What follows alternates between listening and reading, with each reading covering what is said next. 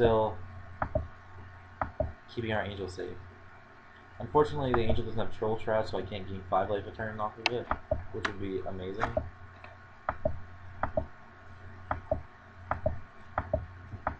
So this turn, he just plays out another big dude and kills our Kasali Pride Mage with it.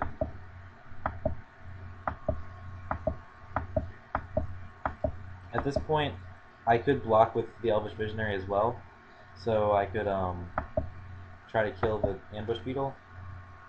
But if he has a trick and I get 2 for 1, that doesn't seem great. So I'll just give up my Pride Mage here and go on the Imperial Angel strategy. We draw more lands, which is not super good. And we're just going to get in for 5.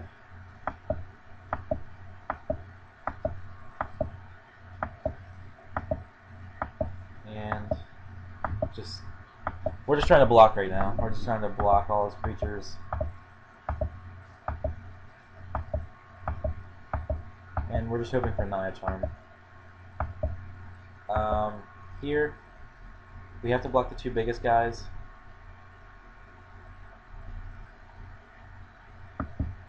So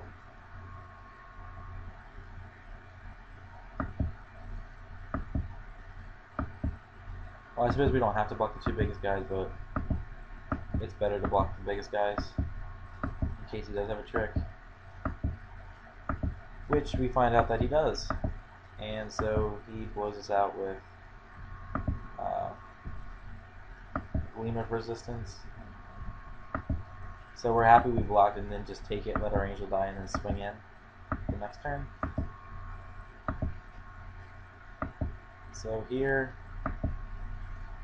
we are going to get 1 more attack in with our angel, and we draw Shambling Remains. So we're just going to play that out. Right now we just want to draw Naya Charm. That's pretty much our out at this point, in order to tap his team down and get in for the win. So if at any point we draw Naya Charm, we're in good shape. But if we don't draw it, then we're not in good shape. I gain 4 and go up to 23. Unfortunately, our Shambling Remains can't block, so he's smart and gets in with enough guys to kill my Archangel.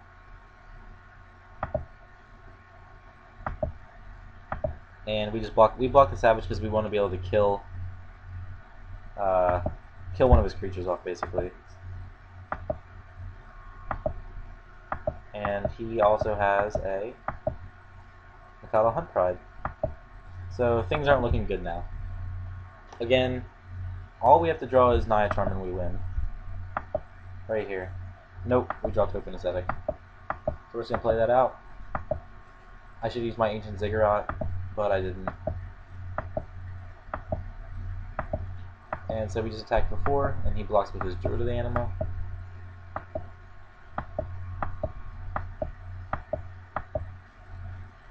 And we gain 4 more life, go up to 27.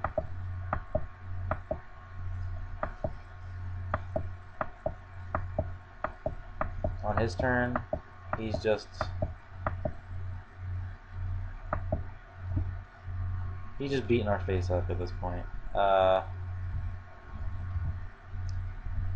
He makes it so our Token Ascetic has to block, or so our Wall of Weapons has to block.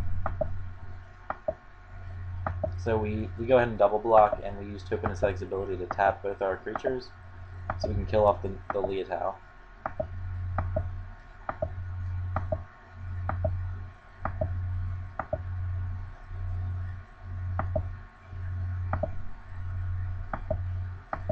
So now we're down to 2 creatures. We're just gonna keep getting in there with our Shambling Remains. He blocks, so we're okay with that.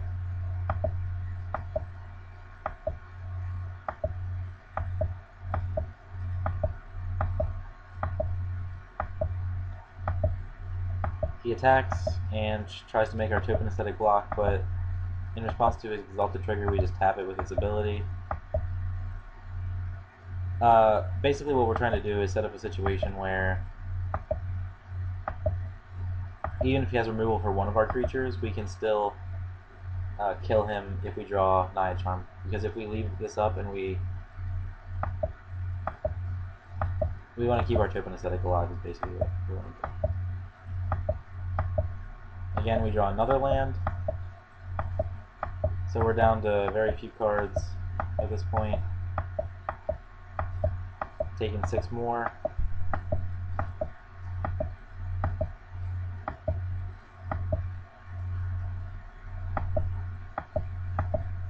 And at any point he can make us take 11, so this is basically our last turn coming up right here. Yep, we take 6 more. And he has another giant dude for us to try to deal with. We draw Rakamar, think for a second, and play it out. If he remembers to use the ability on his Hunt Pride, we lose. If he doesn't, then we can kill off his giant ambush beetle and block one of his other guys. So we'll see what happens.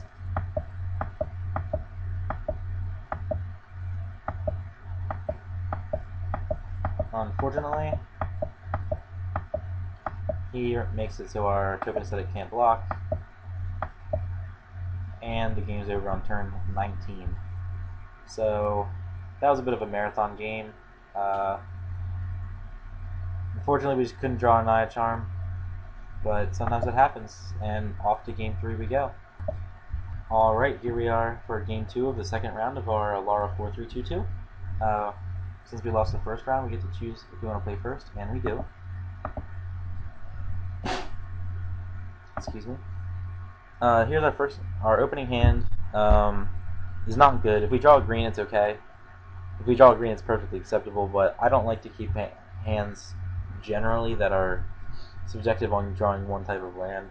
I'm trying to get better at mulliganing, so I go to 6 here.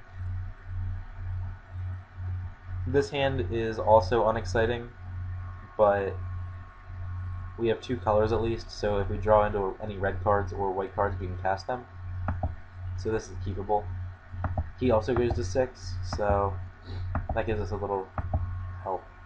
We play our plains, hoping to draw a forest. He has a white and nothing, so we do have a play for turn 3, which is helpful. So he has a turn 2 druid, and we draw and get another white source, but we're just going to play out the stinger. And his turn, he casts Sicellum Archers, but luckily he has no red mana available at this point, so we feel okay about that. Here we really want a green. We want to be able to cast our Steward and then our Rocks Meditant. But at this point, I think it's more important to just get another guy on the field. So I don't really feel like taking beats right now. Alright, so here he has another green and a Wild Nacatl. So I'm not sure why he didn't... I'm not sure how this exactly worked out, because he didn't play a land on his 3rd turn. I'm assuming he didn't have a land, he just drew it and had Wild Nacatl in hand. So we know he's coming off the top for lands right now, but he can't attack in at this point.